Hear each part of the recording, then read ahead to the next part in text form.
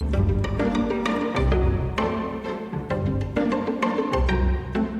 listening to the Daily Mishnah Podcast with Benedict.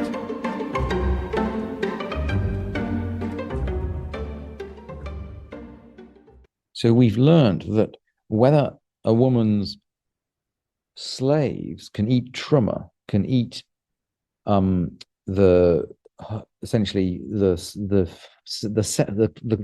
truma is what is set aside from crops to be given to kohanim, and a woman who marries into a priestly family, or for that matter the slaves that she brings into the priestly family, or for that matter the slaves or the offspring of the priest, they can all eat teruma. They can all eat from this set aside food just as much as the priest can. Having said that, we learned that if a woman, let's say, is married to a priest, she can eat teruma, but if he dies and she's childless, she returns to the state, that she returns to her father's house and to her previous state. So in other words, if she's an ordinary Israelite, she cannot eat truma, and neither can her slaves for that matter. If she's married to the priest, she can eat truma, and so can her slaves. And now we're going to look at questions of inheritance. Well, we're going to look at further gray areas, but we're going to begin with questions of inheritance. And we're going to look incidentally at the status of a fetus. Bat Yisrael, sheniseit la kohen. So an ordinary Israelite woman who married a kohen. So by marrying that kohen, she is eligible to eat truma, and for that matter, all her slaves are as well. Mate, he dies. So the priest has died now. V'hinicha mu'uberet, and he's actually left her pregnant. So the priest does have an heir. The property of the priest passes to his children, but in this case, the children are not born yet. There's a fetus. And by the way, if the child had been born, then the mother's status would go with the child. So once this child is born, he's a kohen, he can eat truma, and certainly the mother can eat truma as well. But what is the situation before he's born? Because we've said that it's a verse in Vayikra. If the priest dies and the mother is childless, she goes back to her father's house. So the question, Vehinicha mu'uberet, he leaves her pregnant. That's almost like a question, what is the status of this fetus? Does it make her childless so that she goes back to her father's house and the state she was in her father's house?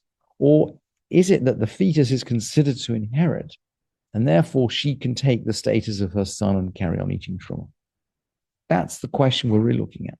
And the Mishnah rules, Lo yochelu avadeha bi truma, a slave can't eat truma, mipnei chelko sheluba, because of the share of the fetus. In other words, the fact the fetus is going to inherit, and the fetus would at that point allow the woman to eat truma, does not work before the fetus is born.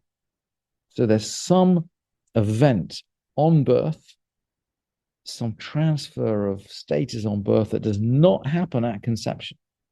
That's what that's what this Mishnah teaches. And Rabbi Yossi is going to give a general principle. Ha'over posel ve'eino ma'achil divrei Rabbi Yossi. Rabbi Yossi says that the existence of a fetus, posel, he can take away from a woman the right to eat truma, ve'eino ma'achil, but he can't give her the right to eat truma, as if the fetus were, if you like, was strict in both directions with the fetus. Divrei Rabbi Yossi, that's the words of Rabbi Yossi. And the sages seem to disagree with him, and certainly the Gemara thinks the sages are disagreeing with him because they kind of throw the opposite challenge at him. So the sages say to him, Amrulo, they say to him, because you've testified to us concerning a daughter of Israel who married a Kohen. What about the opposite situation? Ve'al bat Kohen la Kohen. What about a daughter of a priest who married a priest? Because in the question of a daughter of a priest who married a priest, well, if she's going to return to her father's house, well, of course, in her father's house, she can eat truma. But if she's part of her husband's house, she can eat truma. So the sages continue, mate. So in that situation, a daughter of a priest married to a priest, mate. Let's say he dies and he leaves her pregnant.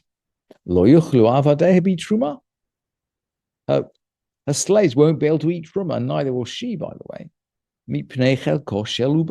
Because we're saying, if you like, we're doubly we seem to be strict in both directions with this fetus. We're saying that the fetus disqualifies, but it can't bestow the right to eat. In other words, it can disqualify her from eating by asserting the fact that she's no longer a childless woman who goes back to her father's house. But it can't qualify her to eat by saying, look, this fetus inherits the state of its father and therefore allows its mother to eat truma. So she's kind of caught in the middle. And the rabbis are going to say to Rabbi Yossi, you can't take this position because it's a reductio ad absurdum. You get an absurd situation where someone could get stuck. The daughter of a priest who's married to a priest can just get stuck in the middle and not connected to either person's house. And the Mishnah is then going to go on to give various other examples of situations where there is where, if you like, the mother can be between the two places. So the Mishnah is going to give a list of the fetus, v'hayabam, ve'erusin, ve'acheresh, uven tesha shanim ve'yom echad, poslin velo ma'achilin. The fetus, the yavam, the betrothal, the deaf mute, and the boy who's 9 years and a day old, these all disqualify, but they can't bestow the right to eat. In other words, so we're going to expand out the list. So the fetus we've already dealt with, that until it's actually born, the status doesn't change. The yavam, I think this refers to a yavam who has not yet completed yibum. So in other words, she's connected to the yavam, but she hasn't created yibum. Ha'erusin, this is someone who's betrothed, but who's not yet married. So she's betrothed to a priest, but she's not married to him. Ha'cheresh, someone who's deaf mute, someone who's not capable, doesn't have capacity to enter a contract. So the marriage there may not be valid. Uven tesha shanim v'yom echad. From a halachic point of view, the Mishnah assumes that sexual intercourse with someone who is over 9 years old has some halachic status. So that means that it may disqualify, it has some halachic status. It may disqualify her, for example, from eating truma if it's a forbidden relationship, but it doesn't allow her to eat truma if the person in question is a kohen.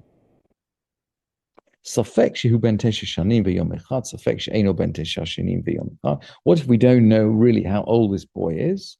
If we don't really know whether he's reached puberty or not. Or let's have another situation of doubt. I'm not sure whether this part of the Mishnah sort of belongs with the part above or the part below. If a house collapses on a man upon his brother's daughter, it's clear here that he's married to his brother's daughter. It is permitted in the Mishnah to marry your niece. And of course, if in that situation, of course, the yibum is forbidden because you can't. It's a classic situation of forbidden yibum. You can't marry while your niece can be married to your brother, while you can marry your niece, your brother can't marry his daughter. So the yibum is forbidden, and of course all of the rival wives of this wife would also be forbidden. The ein yadua eza met rishon. We don't know who died first. So if the man died first, then if the man died first and he dies childless, this is the presumption, then of course the relationship of yibum is forbidden, both for the daughter and for any of her rival wives. If the daughter died first, then the rival wife is not forbidden. She's under an obligation of yibum. And we don't know, right? So we don't know whether she's obligated or forbidden.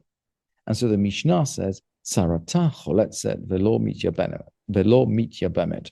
Her rival wife, so the other wives of this deceased man would perform chalitza, but not yibum, because we don't know whether they're permitted or forbidden. So we take the strict view, we perform chalitza, but not yibum. Thank you for listening to this edition of the Daily Mishnah Podcast with Benedict.